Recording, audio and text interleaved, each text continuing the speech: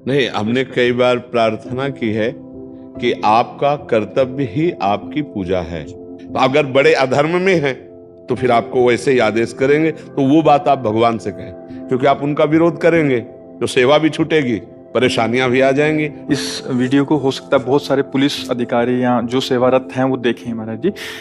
अभी से हम नहीं करेंगे महाराज जी, हम बात समझ आ गई। और जैसा आपने बोला वैसे अगर गलती से पहले हो गए हैं महाराज जी, तो उसको हम कैसे। आप राष्ट्रीय पद में बड़े हो लेकिन आप अधर्म कर रहे हो, तो आपके जब सुकृत नष्ट होंगे तो आपका पद भी जाएगा, आपका गौरव भी जाएगा। पूरी जो ही रकम निकाल के दी। अब वो तो उनके बड़े अधिकारी हैं, शादी वर्दी में थे, पकड़ो पहला काम उनके जो, तो उनका ए होश में मैं कौन हूं, तो उन्होंने निकाला कि तुम होश में देखो मैं कौन हूं। अगर कोई हमको 100 रुपया धर्म का देता तो सच्ची मानना वो नहीं लेना, वो सुखदायक नहीं होगा। वो आपको लगता है मैं अपने बच्चों को अच्छी जगह पढ़ा सकता हूं, लेकिन वो पढ़ लिख करके भी क्रूर कर्मा ही बनेंगे कि उनकी पढ़ाई में अधर्म का पैसा लगा है। जिनका नाश होना है वो हमारी बात सुनेंगे और हम कहेंगे बाबा जी तो ऐसे ही बोलते रहते हैं यार, अपनी मस्ती में रहो। प्रणाम है इन लोगों को, बहुत सेवा परायण है, बहुत सेवा परायण है। धन्यवाद। महाराज जी इनमें से एक का प्रश्न था, ये 5-6 जने हैं जो ये अभी नए पुलिस अधिकारी उस पे चयन हुआ है इनका, मतलब पुलिस सेवा में यूपी या डिप्टी एसपी के उस पे। महाराज जी इनका एक था कि इनका जो नौकरी ऐसी है कि कभी कभी इनको मतलब खूब दबाव पूर्वक भी किसी पे बल पूर्वक करना पड़ता है, कभी रात पूरी रात लग जाती है। तो उसमें मतलब अपनी सेवाओं में इतने व्यस्त रहते हैं कि उसमें अध्यात्म को कैसे नहीं, हमने कई बार प्रार्थना की है कि आपका कर्तव्य ही आपकी पूजा है। अगर रात भर आपकी ड्यूटी लगती है या आपको किसी की पिटाई करनी पड़ती है, किसी को दंड देना पड़ता है, तो ये आपकी पूजा है। ये आपकी भगवत प्राप्ति में बाधा तब पहुंचाएगी जब आप असत पुरुषों द्वारा दिए गए प्रलोभन या भय से प्रभावित होकर आप किसी को दंड देते हैं, तब आपकी वो गति बिगड़ने की है। अगर आप जानते हो अपराधी, तो अपराधी को दंड देना आपकी पूजा होगी। पूरी रात आप हमारी राष्ट्र सेवा में हैं, हमारी संपूर्ण राष्ट्र सेवा का एक एक हिस्सा है आप। अगर आप पूरी रात्रि सेवा करते हैं और हमारे समाज को व्यवस्थित रखते हैं, तो मुझे लगता है अलग से आपको कोई भी पूजा पाठ समय मिले तो करो, नहीं तो अलग से आपको आरती पूजा करने की जरूरत नहीं। हाँ, ये जरूर है कि नाम जप करने के लिए आपको खूब समय है, अंदर ही अंदर नाम जप कर लीजिए। बाहर से कोई माला की जरूरत नहीं, बाहर से कोई पूजा की जरूरत नहीं आपके लिए, क्योंकि आपका समय कभी भी किसी भी समय आपको भेजा जा सकता है। मतलब आप है कि 8 से 9 हम पूजा करते हैं और 8 से 9 आपको ड्यूटी में भेज दिया है तो आपको जाना पड़ेगा, आपकी पूजा ड्यूटी है। तो अपने कर्तव्य को ही पूजा मान लीजिए और नाम जप कीजिए, तो आप अध्यात्म में ही हैं। अध्यात्म का तात्पर्य होता है सब भगवत स्वरूप मानना। अगर हम इसके 2 विभाग कर देते हैं कि ये तो सांसारिक ड्यूटी रही, वो अगरबत्ती और आरती करना और बैठकर पाठ करना वो भगवान के लिए, तो फिर हम कभी अध्यात्म में नहीं चल पाएंगे। देखो, युद्ध करना कहीं अध्यात्म तो नहीं है ना। पूरी गीता में अर्जुन जी को सांख्य योग, कर्म योग, भक्ति योग के द्वारा भगवान ने यही समझाया कि तुम्हारा युद्ध ही तुम्हारा अध्यात्म है। अर्जुन जी का पहला शरणागति के बाद जब कहा मैं शिष्यस्तेहं साधिमाम प्रपन्नम, तब कहा प्रभु मैं शिष्य हूं आपका, आपकी शरण में, लेकिन युद्ध नहीं करूंगा। तो भगवान हंस दिए कि तुमको युद्ध ही करना पड़ेगा। पूरी गीता का उपदेश करके युद्ध ही प्रारंभ कराया। तो हमको चाहिए कि हम भगवान के आंतरिक रहस्य को समझे। 2 बहुत जोर की बात कही, मामुनिस्मर युद्ध च, मेरा स्मरण करते हुए अपने कर्तव्य कर्म को करो। हमारी चूक कहां होगी? जब हम प्रलोभन में आ जाएंगे, कोई हमें अर्थ देकर अधर्मी किसी निर्दोष को हमें दंड देना पड़े और उसको मुक्त करना पड़े अधर्मी को, अब हम गलत हो गए। या किसी भय से, दबाव से हम किसी निर्दोष को दंड दे दें और दोषी को मुक्त कर दें, अब हमसे गलती हो जाएगी, आध्यात्मिक गलती हो जाएगी। और अगर हम ऐसा नहीं करते तो यही हमारी पूजा है, और हम नाम जप करते तो यही हमारी आध्यात्मिक उन्नति कर देगा, यही भगवत प्राप्ति कर देगा। शास्त्र प्रमाणित बात कह रहे, भगवान से अर्जुन कह रहे मैं सन्यास लेकर भीख मांगकर भजन करूंगा, युद्ध नहीं करूंगा। भगवान ने इसको निषेध कर दिया, नहीं, उत्तिष्ठ परम तप। तो हमें समझना है कि हमारा अध्यात्म यही है। आपको जो वर्दी मिली है, आपको जो हमारी राष्ट्र सेवा मिली है, यही आपकी आराधना है भगवान की। बस नाम जप हो और अधर्म से दूर रहे। नहीं देखो, अधर्म आपके पद को ले जाएगा, आपकी इज्जत को ले जाएगा, आपकी मान मर्यादा को ले जाएगा। मात्र कुछ चंद रुपए होते हैं। अब आजकल लोग इतने चतुर हैं कि कौन कहाँ विश्वासघात कर रहा है कुछ पता नहीं। अब वो पूरा प्रकाशित हो गया, गया पढ़ाई लिखाई, माता पिता सब, वो आपका सब जीवन नष्ट हो गया। और अगर आपने ले लिया और कोई नहीं जाना और घर भेजा, अब वो वहां आतंक पैदा करेगा, वहां की बुद्धियां भ्रष्ट कर देगा। तो मुझे लगता है अगर हम अधर्म की कमाई और अधर्म के दबाव से बच जाएं तो ये राष्ट्र सेवा ही हमारा सबसे बड़ा भजन हो जाएगा। हमारा अलग से अध्यात्म की जरूरत नहीं। हमारी बात मान लेना, अपने अपने कर्तव्य का पालन करने के लिए ही भगवान ने गीता जी का उपदेश किया है। स्वधर्मो निधनो श्रेया पर धर्मो भयावहा। स्वधर्म अगर हमें छोटा भी दिखाई दे रहा तो हमारे लिए बड़ा है। जैसे हमारा धर्म माला चलाना, तो आपका धर्म अपने कर्तव्य के अनुसार डंडा चलाना, क्योंकि उसी से हमारे समाज की व्यवस्था ठीक रहेगी। एक अधर्मी, एक आतंक फैलाने वाला अगर आपके शासन में ना आवे तो 50 को दुख देगा। तो एक को जब कंट्रोल कर लिया गया तो 50 सुखी हो गए ना समाज की सेवा। तो ये भगवान ने आपको सेवा दी है। बस दो चीजों से बचना, प्रलोभन और भय। किसी का दबाव आपको अधर्म में ना ले आवे। तो देखो, अगर कहीं ऐसा विषय है तो उसे भगवान को अर्पित कर दो कि हे भगवान, आप देख रहे हो मैं नहीं करना चाहता हूं, मैं स्वयं में नहीं करना चाहता हूं, अब मेरे ऊपर हैं और इनके अधिकार के अनुसार, तो हे प्रभु आप देख लेना। अगर आप बचाना चाहो तो आप उनकी बुद्धि बदल दो, नहीं मुझे करना ही पड़ेगा क्योंकि मैं इस डिपार्टमेंट का छोटा सा एक सेवक हूं, ये मुझसे बड़े हैं। वो भगवान से बातचीत कर लो तो फिर वो संभाल लेंगे, फिर वो संभाल लेंगे। नहीं तो ऐसे विषय आते जैसे आप नहीं, लेकिन आपके ऊपर है, तो फिर आपको ऐसा ही चाल चलनी पड़ेगी जो बड़ों का आदेश होता है। जैसे तो अगर बड़े अधर्म में हैं तो फिर आपको वैसे ही आदेश करेंगे। तो वो बात आप भगवान से कहें, क्योंकि आप उनका विरोध करेंगे तो सेवा भी छूटेगी, परेशानियां भी आ जाएंगी। तो आप भगवान से प्रार्थना करें कि देखना, अब मैं निर्दोष हूं, आपसे पहले प्रार्थना करके जा रहा हूं, या तो वहां से आदेश बदलाओ, और नहीं तो जो होने जा रहा है वो मैं आपसे पहले ही निवेदन कर रहा हूं कि वो अधर्म होने जा रहा है और उससे आप मुझे बचाओ, और नहीं तो मैं ये सारा कर्म आपको समर्पित करूंगा। बस आप बच जाओगे। महर्षि, इसमें एक होता, ये तो आपने जैसे अभी बताया, ये इस वीडियो को हो सकता है बहुत सारे पुलिस अधिकारी या जो सेवारत हैं वो देखें महाराज जी।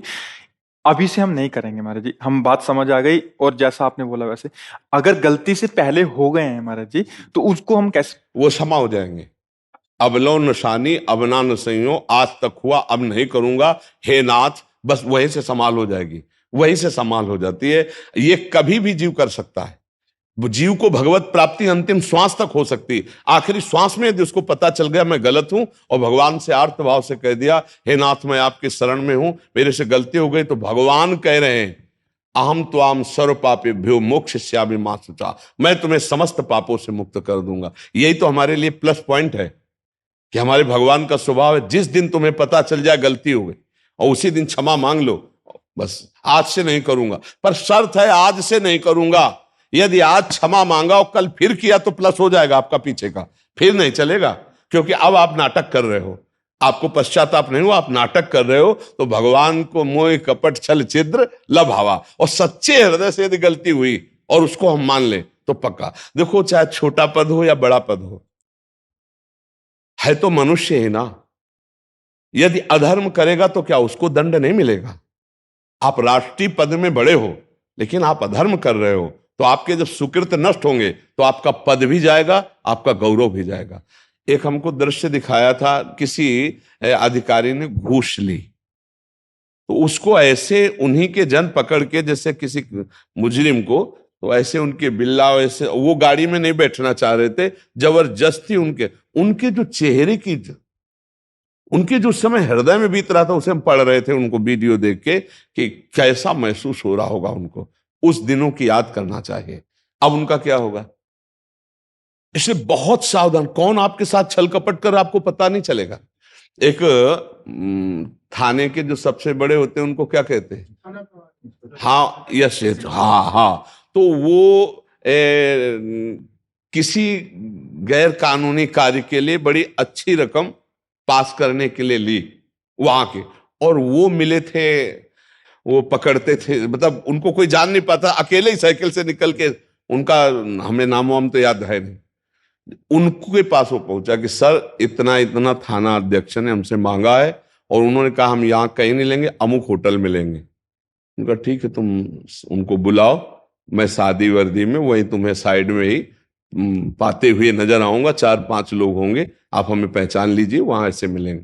तो पहले ही जाकर को देखा कि वो लोग बैठे थे, तो वो आए सर अपने उसमें बैठे, उसने पूरी जो ही रकम निकाल के दी। अब वो तो उनके बड़े अधिकारी हैं, सादी वर्दी में थे, पकड़ो, पहला काम उनके जो, तो उनका ए होश में मैं कौन हूं, तो उन्होंने निकाला कि तुम होश में देखो मैं कौन हूं। अब उनकी जो हालत हमने देखी उस समय, हम वो समझाना चाहते हैं कि गलती गलती है, आज नहीं खुलेगी तो कल, और अगर नहीं खुलेगी तो फिर ये तो कानूनी दंड से तो आप पवित्र हो गए, लेकिन अगर ये कानूनी दंड नहीं मिला तो भागवतिक दंड आपको भोगना पड़ेगा। आपके पुत्र संतान, आपका परिवार बहुत अशांति पैदा करने वाले हो जाएंगे यदि अधर्माचरण का धन आपके घर गया। तो मुझे लगता है हमें भारत सरकार जो खाने को देती है उससे हम नमक रोटी खाएं और धर्म पूर्वक चले, और जब कभी कोई बड़ा आदेश ऐसा हो, मतलब है ऐसे, सब कोई धार्मिक थोड़ी है, तो फिर उस समय भगवान से प्रार्थना करें कि मैं एक छोटे पद में हूं, मेरे से बड़े अधिकार से ऐसा आदेश आ रहा है, तो आप सबसे बड़े अधिकारी भगवान आप हो, या तो उसकी बुद्धि बदलो, नहीं तो मैं ये कर्म आपको ही समर्पित करूंगा और मैं जा रहा हूं। महाराज जी, क्या ये पक्की बात है कि घर में वो बवाल मचाएगा? पक्का, ये पक्का। देखो, कर्म कर्म है, ये अधिकारी और वो अधिकारी दोनों में अंतर है।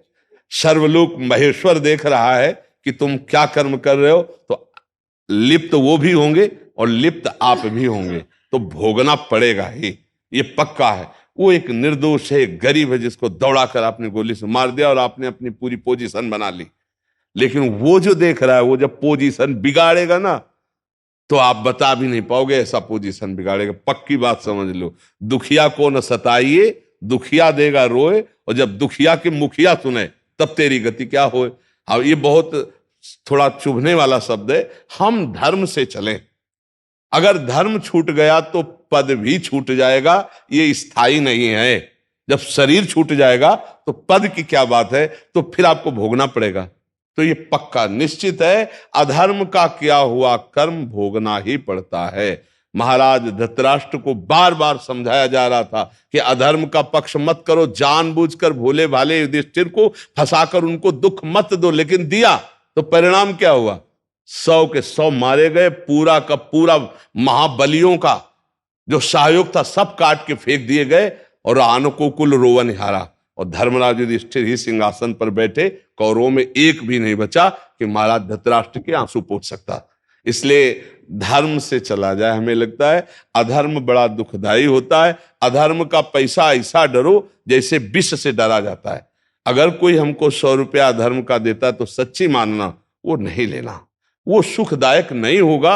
वो आपको लगता है कि मैं कुछ अच्छी वस्तु लेकर घर जा सकता हूं, मैं अपने बच्चों को अच्छी जगह पढ़ा सकता हूं, लेकिन वो पढ़ लिख करके भी क्रूर कर्मा ही बनेंगे।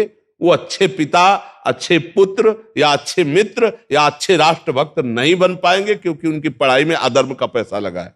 और अगर मेहनत से कमा करके नमक रोटी खा के, तो आप जो कमाना चाहते हो आपके पुत्र कमा लेंगे, वो ऐसी पोजीशनों में पहुंच जाएंगे, ऐसा भगवान उन्नति कर देंगे। ये हमारी आंतरिक बात समझना, हम धर्मयुक्त बात कह रहे, भाई ये हम समझाना चाहते हैं कि अधर्मा आचरण ऐसी जगह फंसाएगा, हो सकता है आप निर्दोष हो, ऐसी घटना करवा देगा, हो सकता है कि आप उस समय निर्दोष हो, पर आप बहुत बुरी तरह फंस जाओगे। है कोई ईश्वर जो देख रहा है, बस हर समय देखो कोई ईश्वर है, दे वो तुम्हें दिए है यार। घर में 2-4 बीघे खेती तो सबके होती है, सरकार हमारी कुछ ना कुछ रुपए तो दे ही रही, जिससे आप सहज में जी सकते हो। हम ये नहीं कह रहे कि BMW खरीद के चल सकते हो, सहज में जी सकते हो, लेकिन अगर आप लौकिक उन्नति के लिए अधर्माचरण का आश्रय ले लिए, वो लौकिक उन्नति माना कुछ दिन आपको हाइलोजन की तरह प्रकाशित करेगी, लेकिन फ्यूज हो जाओगे, उसमें आगे नहीं बढ़ पाओगे, और दीपक की तरह जलोगे ना तो बहुत काल तक आनंद से रह लोगे। महर्षि,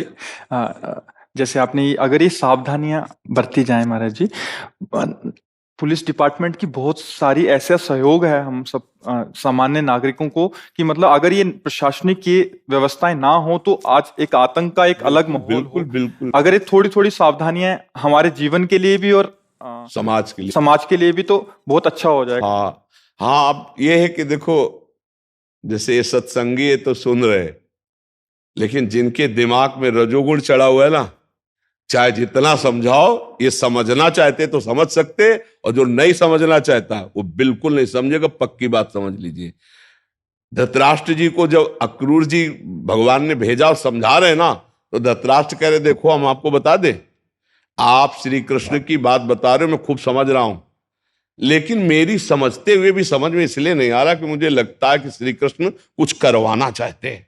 ये अक्रूर जी को कहा था धृतराष्ट्र ने, कि मैं समझते हुए भी समझ रहा हूं कि कुछ करवाना चाहते, इसलिए मेरी बुद्धि काम नहीं करती। तो जिनका पतन होना है, जिनका नाश होना है, वो हमारी बात सुनेंगे और हम कहेंगे बाबा जी तो ऐसे ही बोलते रहते हैं यार, अपनी मस्ती में रहो। वो, और जिनको सुधारना है तो ये गोली की तरह बात लगेगी कि ठीक है, आज तक गलती हुई, अब गलती नहीं करेंगे। और हमारे बहुत से ऐसे अधिकारी जन और भाईजन हैं जो अपने को बहुत अच्छी तरह सुधार रहे हैं। काशी से एक पुलिस अधिकारी आते हैं, आंखों में आंसू होते हैं, और उनकी जो प्रश्न होते हैं वो धरा बताती है, अध्यात्म के बहुत अच्छे साधक है। तो ऐसा नहीं है कि इन वचनों का लाभ नहीं मिलेगा, लेकिन उनको नहीं मिलेगा जो मानना नहीं चाहते हैं, जो अपने आपे में हैं, वो फिर नहीं माने, संतों की बात नहीं मानेंगे। उनको लगेगा ये बाबा जी लोग तो ऐसे बोलते रहते हैं, पर परिणाम भोगना पड़ेगा। परिणाम अवश्य में भोक्तव्यम, कृतम कर्म शुभाशुभम में। तो सबको प्रसाद दे दो, और सबसे बड़ी प्रसाद यही है, प्रार्थना हमारी। हमें बहुत बड़ा सौभाग्य मिला है अपने राष्ट्र सेवा का। देखो, अर्थ मिले चाहे न मिले, अगर आप समाज सेवा, राष्ट्र सेवा कर रहे हो ना, तो भगवान देख रहा है, वो आपका मंगल कर देगा। हम मानते हैं आज की महंगाई की व्यवस्था में जो मिलना चाहिए, वो आप लोगों की जितनी मेहनत है, पूरी रात रात जगना होता है, और उतनी व्यवस्था अर्थ की नहीं है जितनी व्यवस्था होनी चाहिए। प्रणाम है इन लोगों को, बहुत सेवा परायण है, बहुत सेवा परायण आप है। सभी आ जाइए, और भी बहुत धन्यवाद, धन्यवाद, धन्यवाद, धन्यवाद, धन्यवाद।